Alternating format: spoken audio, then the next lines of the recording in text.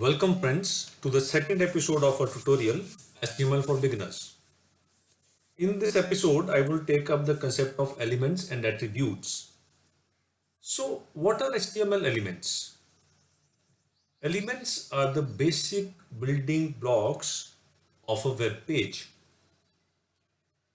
An HTML element consists of a start tag, some content and the end tag. For example, in the web page on screen, we have an HTML element h1 with the content my first web page enclosed within a starting and an ending h1 tag. HTML elements can be nested, which means elements can contain other elements.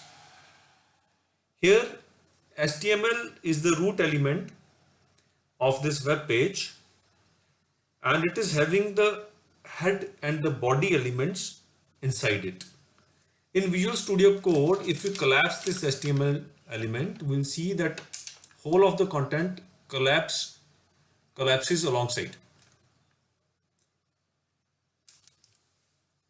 The head element has the title element inside it and the body element has other elements like h1, h2, p enclosed within it.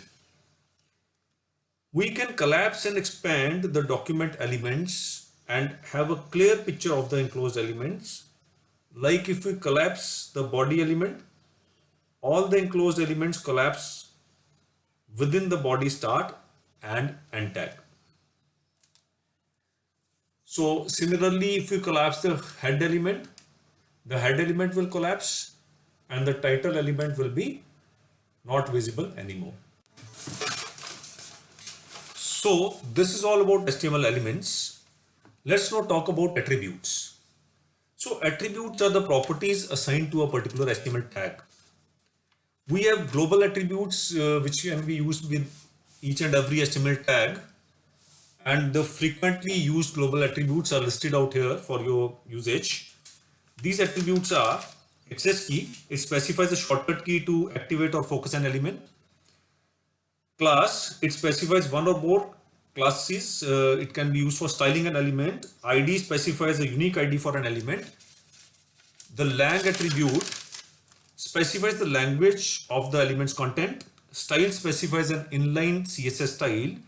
Tab index specifies the tabbing order of an element.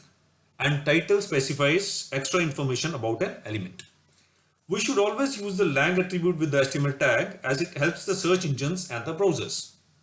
So here we will assign lang equal to en attribute to our HTML tag. Please hit the like button and subscribe to my channel for all future updates, and please do not forget to comment about the video in the comment box. Besides the global attributes, there are attributes specific to certain HTML elements. These I will take up when I introduce these elements in my upcoming episodes.